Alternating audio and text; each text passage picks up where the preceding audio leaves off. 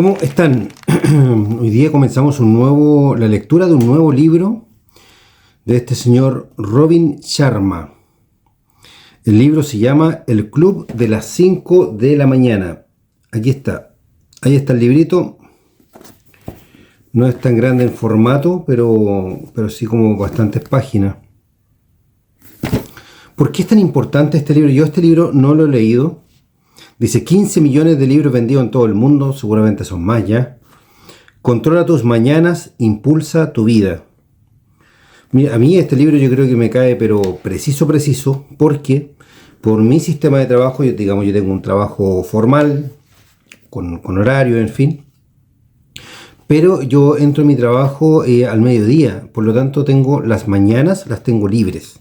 Entonces, si hay un libro como este que me puede ayudar a que sea mucho más productiva en las mañanas, creo que vale la pena leerlo y además de eso vale la pena compartirlo.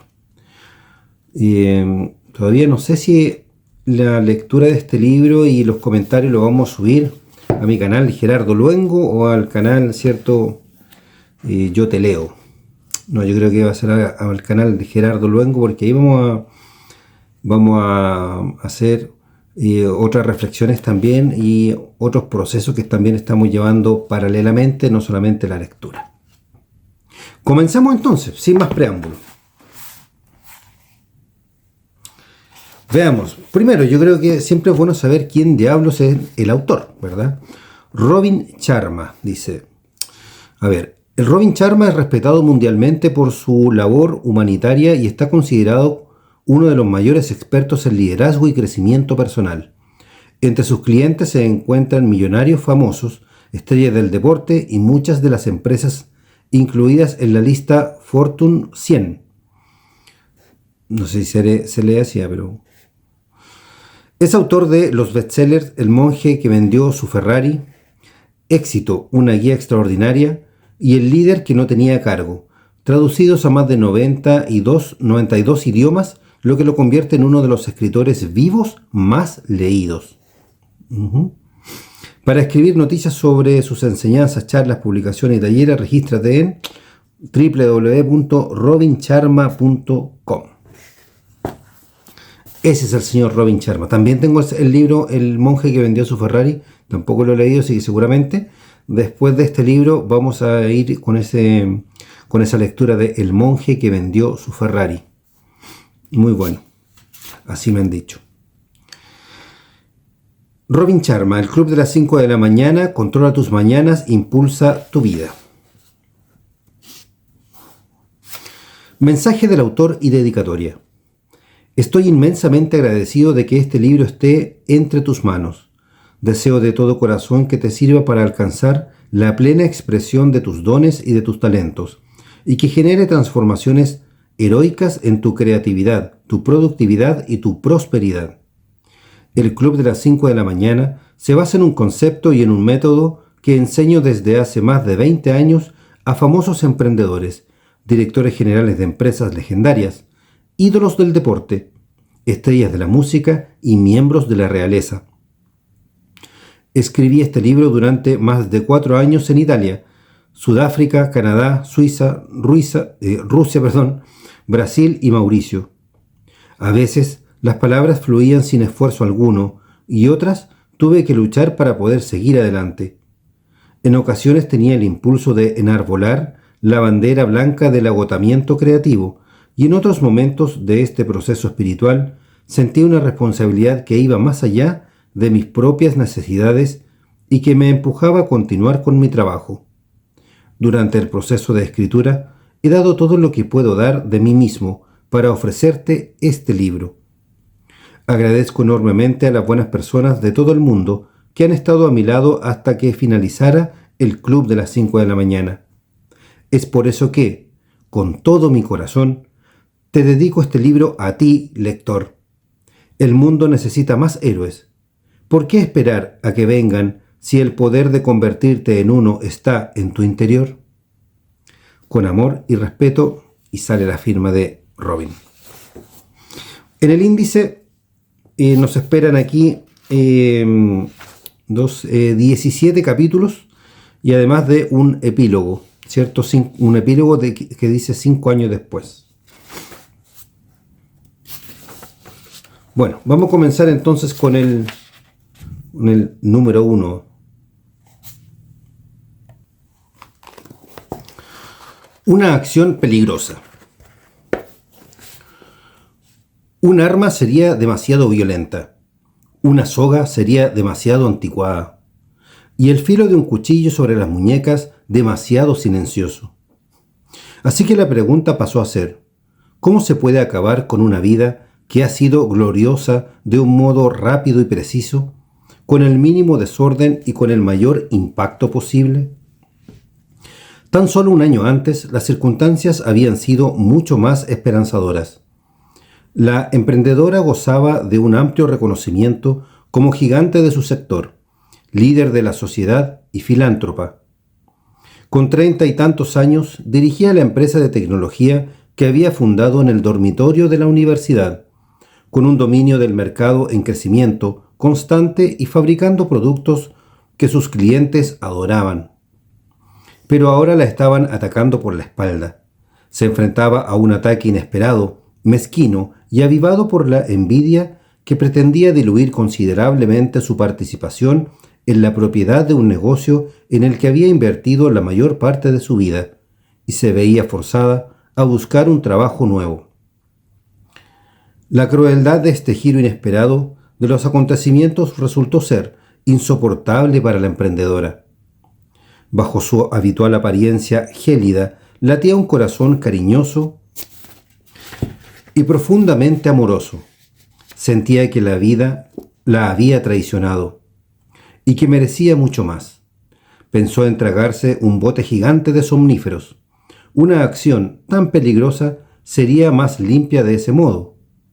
Tómatelas todas y acaba con todo deprisa, pensó. Tengo que dejar atrás este dolor.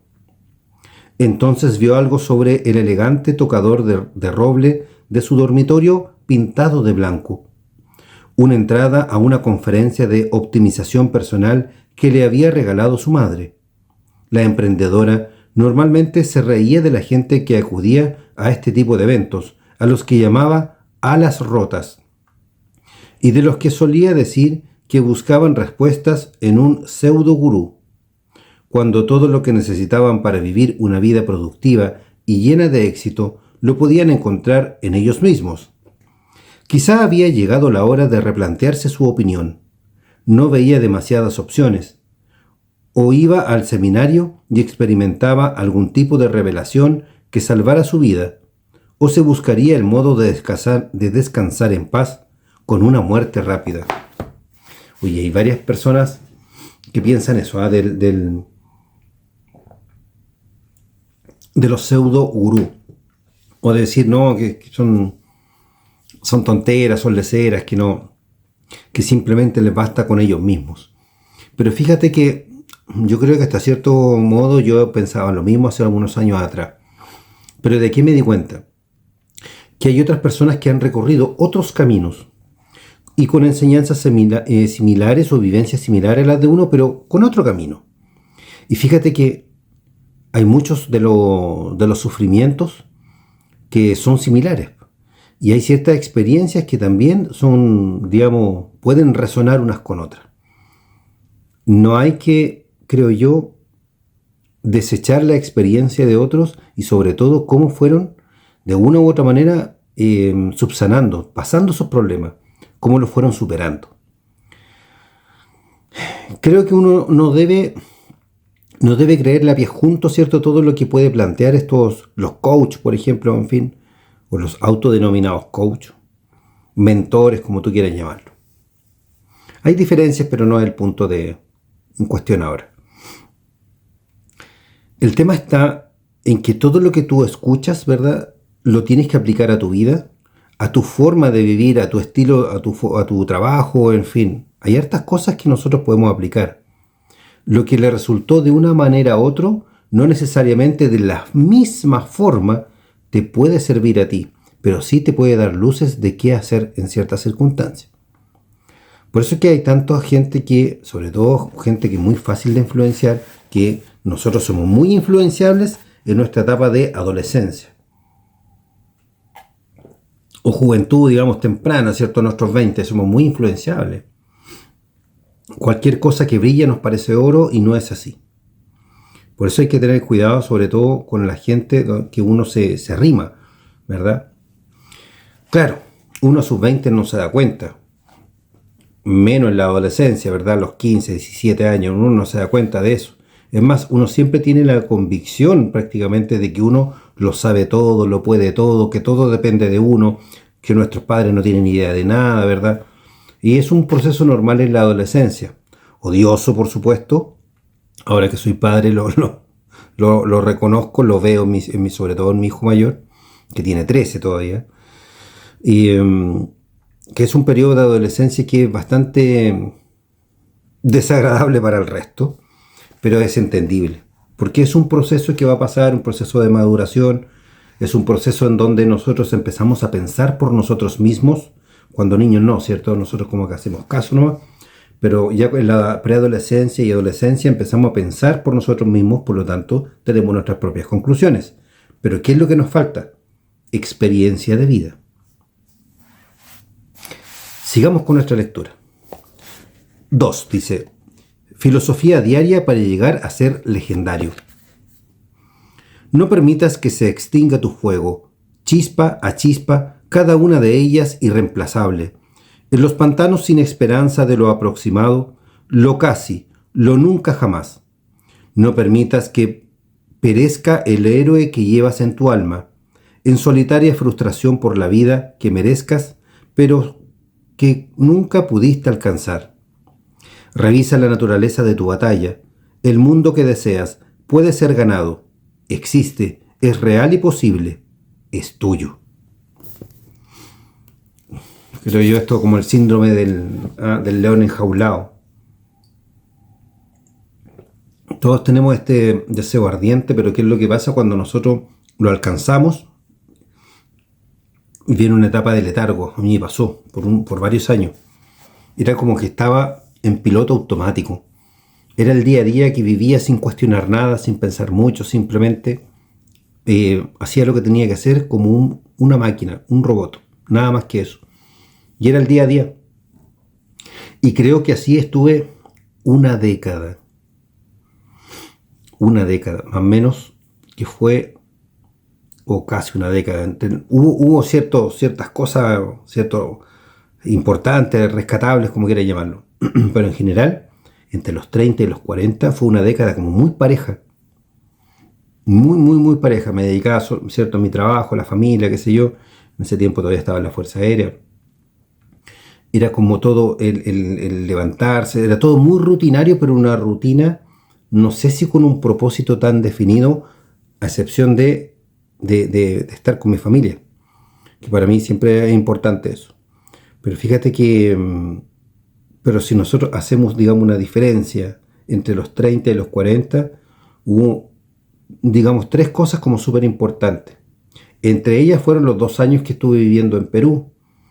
No solamente por experiencia profesional, sino que lo económico también fue muy bueno, en fin. Pero fue una década bastante plana. Creo que por ahí va la cosa. Él era uno de los mejores oradores, un hombre auténticamente encantador. Se acercaba el fin de una carrera legendaria. A sus 80 y tantos años, el guía era venerado por todo el mundo por ser un gran maestro de la inspiración, leyenda del liderazgo y personaje sincero que ayudaba a que la gente corriente pusiera en práctica sus mayores dones.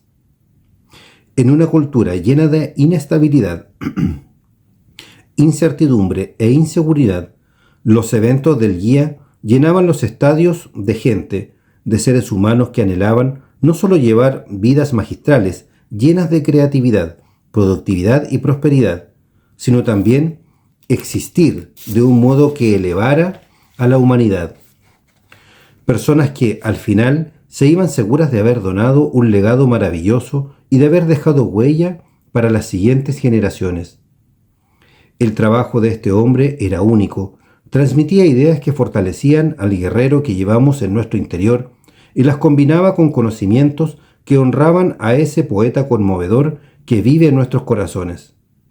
Su mensaje enseñaba a la gente normal y corriente a tener éxito en los más altos niveles del mundo de los negocios y a la vez a reclamar la magia de haber vivido la vida plenamente. Además, enseñaba cómo recuperar la capacidad de asombro que dejamos atrás cuando un mundo duro y frío ha puesto nuestro talento natural al servicio de una orgía de complejidad, superficialidad y distracciones tecnológicas. Aunque el guía era alto, su avanzada edad lo había encorvado ligeramente. Se movía por el escenario con pasos cuidadosos pero elegantes. Un traje gris oscuro de suaves rayas blancas que se le ajustaba a la perfección le confería un aspecto elegante y un par de gafas tintadas de azul añadían el toque justo de modernidad. La vida es demasiado corta como para ser modestos con vuestros talentos. El guía se dirigió a una sala que albergaba miles de oyentes. Nacisteis con la oportunidad y la responsabilidad de convertiros en personas legendarias. Habéis sido creados para llevar a cabo proyectos de la categoría de una obra maestra, diseñados para realizar actividades importantes y construidos para ser una fuerza del bien en este pequeño planeta. Tenéis derecho a reclamar la soberanía sobre vuestra grandeza original en una civilización que ha demostrado ser bastante incivilizada. A recuperar vuestra nobleza en una comunidad mundial donde la mayoría compra zapatos bonitos y adquiere cosas raras, pero que raramente invierte en mejorarse a sí mismos.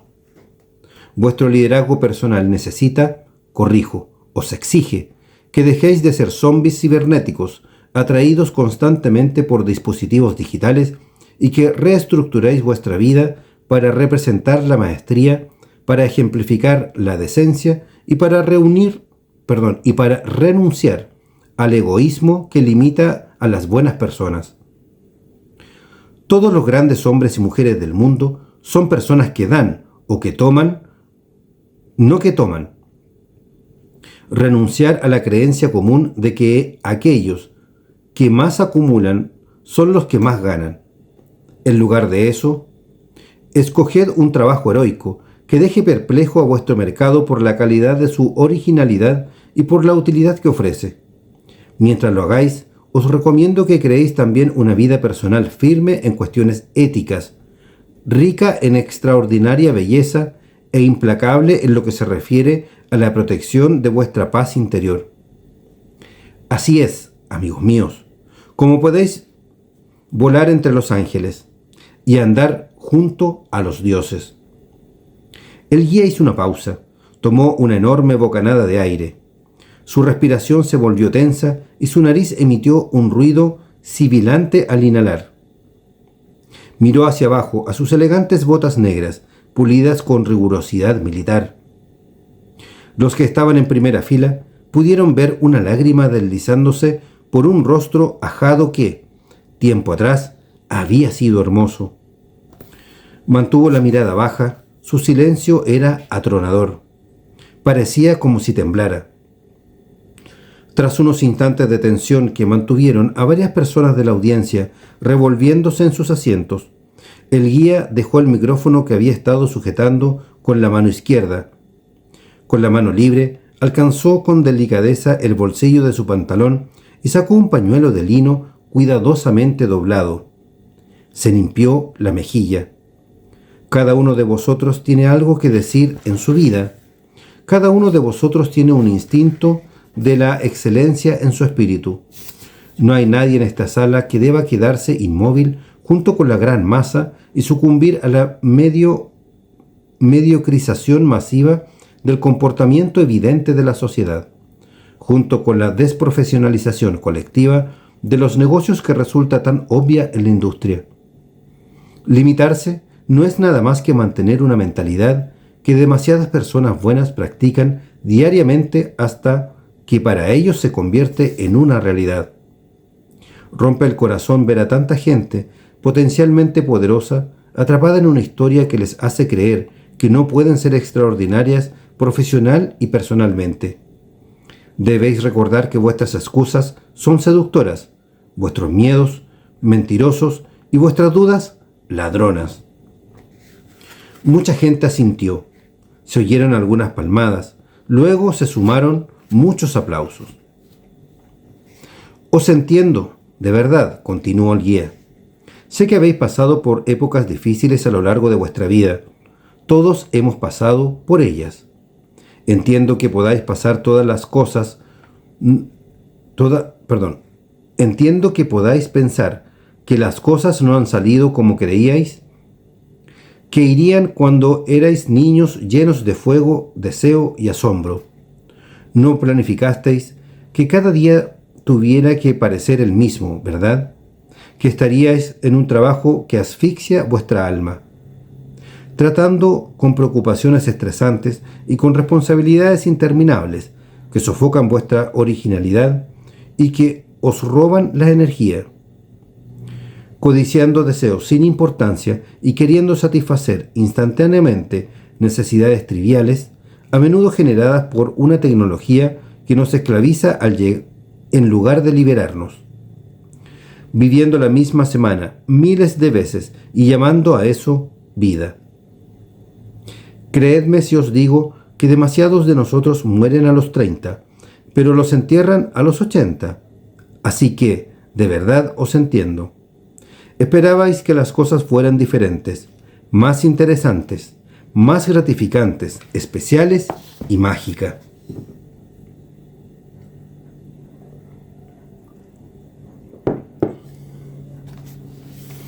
La voz del guía tembló cuando pronunció esas últimas palabras. Tuvo que esforzarse para respirar por un instante. Una mirada de preocupación le arrugó la ceja. Se sentó en una silla color crema que uno de los asistentes había colocado cuidadosamente a un lado del escenario. Y sí, soy consciente de que en esta sala hay muchas personas que ahora llevan una vida que les encanta. Vuestro éxito es legendario en el mundo. Estáis implicados por completo en vuestros negocios, enriqueciendo vuestras familias y a vuestra comunidad con una energía que roza lo sobrenatural. Buen trabajo, bravo. Y aún así, también habéis experimentado épocas en las que habéis estado perdidos en el peligroso valle de las tinieblas. Vosotros también habéis experimentado la debacle de vuestro esplendor creativo, así como de vuestra eminencia productiva, convertida ahora en un pequeño círculo de comodidad, miedos e insensibilidad que ha traicionado los castillos del dominio y las reservas de valentía que hay dentro de vosotros. Vosotros también os habéis sentido decepcionados por los áridos inviernos de una vida vivida sin intensidad. También habéis visto cómo os negaban muchos de los más inspiradores sueños de vuestra infancia. También os ha herido a alguien en quien confiabais. También se os han derrumbado los ideales. También os han destrozado vuestro inocente corazón, dañándonos la vida, dejándolo como un país en ruinas tras la invasión de extranjeros ambiciosos. En la sala de conferencias reinaba un silencio sepulcral. No importa dónde estéis en la senda de vuestra vida, no dejéis que el dolor de un pasado imperfecto obstaculice la gloria de un futuro maravilloso. Sois mucho más poderosos de lo que os podáis llegar a imaginar. Victorias espléndidas os esperan en vuestro camino, y estáis justo donde debéis para crecer lo necesario y llegar a tener la vida productiva extremadamente prodigiosa y excepcionalmente influyente que os habéis ganado tras pasar por las pruebas más duras. Nada va mal en vuestras vidas ahora, aunque parezca que todo se derrumba. Si sentís que vuestras vidas son un desastre, en este momento es solo porque vuestros miedos son un poco más fuertes que vuestra esperanza. Con práctica, podéis bajar el volumen de esa voz asustadiza de vuestro interior y subir el tono de la faceta más triunfadora de vosotros mismos. La verdad es que cada reto al que os habéis enfrentado, cada persona tóxica con la que os habéis cruzado y todas las dificultades que habéis sobrellevado han sido la preparación perfecta para convertiros en las personas que sois ahora. Necesitabais estas lecciones para activar las riquezas, los talentos y los poderes que ahora se están despertando en vosotros. Nada ha sido un accidente, nada ha sido en balde. Estáis exactamente donde debéis estar para empezar la vida de vuestros sueños, una vida que puede convertiros en los fundadores de un imperio y en personas que cambian el mundo, e incluso puede que hagáis historia. Todo eso parece fácil, pero es mucho más difícil en realidad, gritó un hombre con una gorra de béisbol roja sentada en la quinta fila. Llevaba una camiseta gris y unos vaqueros rotos como los que puedes comprar ya rasgados en el centro comercial de tu barrio. Aunque esta interrupción podría parecer irrespetuosa, el tono de voz del participante y su lenguaje corporal mostraban una admiración genuina por el guía. «Estoy de acuerdo contigo, ser humano maravilloso», contestó el orador con una elegancia que provocaba un gran influjo sobre todos los participantes y con una voz que sonaba un poco más fuerte tras levantarse de la silla. Las ideas no valen nada si no van acompañadas por una puesta en práctica. El paso más pequeño para implementarse tiene más valor que la mayor de las intenciones. Y si ser una persona maravillosa y tener una vida legendaria fuera fácil, todo el mundo lo conseguiría. ¿Sabes lo que quiero decir? Uy, bien interesante, ¿verdad? Claro, colega, contestó el hombre de la gorra roja, mientras se frotaba el labio inferior con un dedo. La sociedad nos ha vendido una serie de engaños, continuó el guía, que el placer es preferible al hecho terrorífico, pero majestuoso, de que cualquier posibilidad requiere un trabajo duro, una reinvención constante y una dedicación tan profunda como el mar para poder alejarnos diariamente de la seguridad de nuestro puerto. Creo que, a la larga, la seducción de la complacencia de una vida fácil es 100 veces más cruel que una vida en la que lo das todo y adoptas una postura inquebrantable para conseguir tus mayores sueños. La vida de primera clase empieza donde termina tu zona de confort. Esta es una regla que las personas con éxito, influencia y felicidad recuerdan en todo momento. El hombre asintió, y varios grupos entre el público repitieron el gesto. Desde muy temprana edad se nos programa para pensar que vivir una vida siendo leales a los valores del virtuosismo, el ingenio y la decencia no suponen mucho esfuerzo. Así, si el camino resulta duro y requiere paciencia, pensamos que estamos en la senda equivocada, dijo el guía mientras agarraba la silla de madera por el brazo y reposaba su delgado cuerpo en ella. Hemos fomentado una cultura de gente apática, débil y delicada que es incapaz de cumplir promesas, que huye del compromiso y que renuncia a sus aspiraciones cuando surge el menor de los obstáculos. Entonces el orador suspiró en voz alta. Es bueno que las cosas sean difíciles.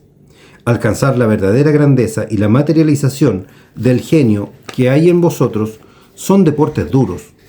Son los que tengan una dedicación suficiente como para llegar a las fronteras ardientes de los confines más remotos podrán ampliar sus propios límites.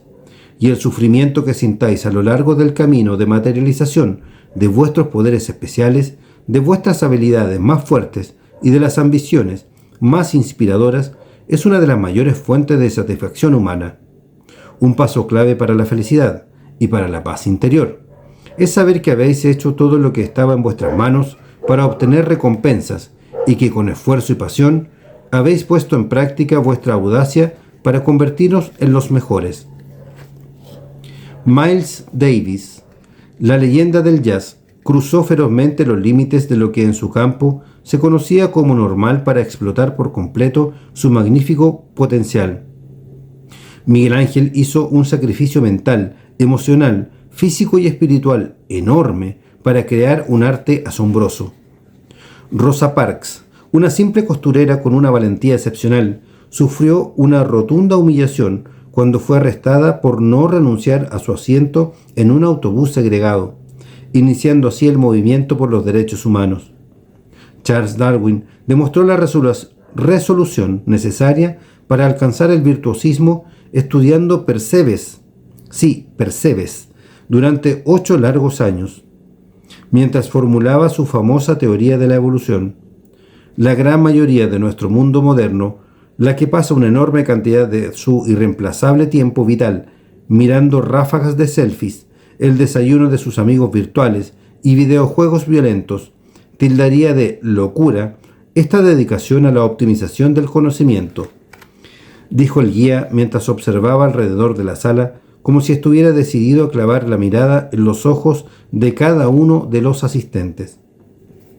Stephen King trabajó como profesor de redacción en un instituto y en una lavandería industrial antes de vender Carrie, la novela con la que se hizo famoso, continuó el anciano presentador. Y debéis saber que estaba tan desanimado por recibir devoluciones y negativas que tiró a la basura el manuscrito que había redactado en su vieja caravana, dándose por vencido. Tuvo que ser su mujer, Tabitha, quien descubriera la obra mientras su marido estaba fuera, le limpiara las cenizas, lo leyera y le dijera al autor que era brillante, que para King lo enviara a sus editores. Para que King lo enviara a sus editores. Incluso entonces, el anticipo de los derechos fueron unos escasos $2.500. ¿En serio?, murmuró una mujer sentada cerca del escenario. Llevaba un sombrero de un verde exuberante del que sobresalía una gran pluma violeta, y estaba visiblemente satisfecha de ser fiel a su propio estilo. Sí, dijo el guía.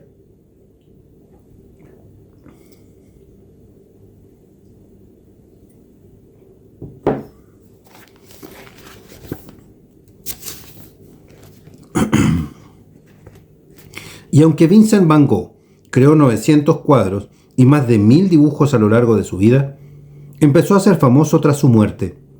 El impulso para crear no lo generaba el combustible para el ego de la admiración popular, sino un instinto más sabio que lo seducía para ver hasta dónde podía desbloquear su poder creativo, sin importar las dificultades que tuviera que soportar. Nunca es fácil convertirse en alguien legendario, pero prefiero ese viaje a la angustia de estar encerrado en lo ordinario que tantas personas potencialmente heroicas deben afrontar constantemente, dijo con firmeza el guía. En resumen, dejad que os diga que el lugar donde reside el mayor de vuestros desasosiegos es a la vez el rincón donde se encuentra vuestra mayor oportunidad.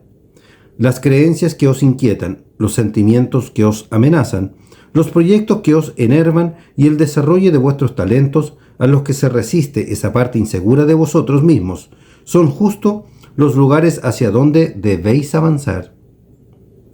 Decantaos por esas puertas sin dudar, hacia vuestra grandeza como productores creativos, como buscadores de la libertad personal y agentes del cambio, y luego abrazad esas creencias, sentimientos y proyectos rápidamente, en lugar de estructurar vuestras vidas de modo que queden diseñadas para desestimarlos. Enfrentándonos a las cosas que os asustan, es el modo de reclamar un poder que habéis olvidado, y un modo de recuperar la inocencia y el asombro que perdisteis tras vuestra infancia. De repente, el guía empezó a toser, suavemente al principio y luego de un modo violento, como si estuviera totalmente poseído por un demonio que buscara venganza. En uno de los laterales, un hombre con traje negro y un agresivo corte de pelo habló a un micrófono que llevaba discretamente insertado en los puños de su camisa. Las luces empezaron a parpadear y luego bajaron la intensidad. Algunas personas del público que se encontraban cerca del escenario se levantaron, sin saber qué hacer. Una hermosa mujer con el pelo recogido en un simpático moño, una sonrisa tensa y un traje negro y ceñido, con un bordado blanco en el cuello, subió deprisa las escaleras de metal que el guía había recorrido al inicio de su charla. Llevaba un teléfono en una mano y una libreta desgastada en la otra.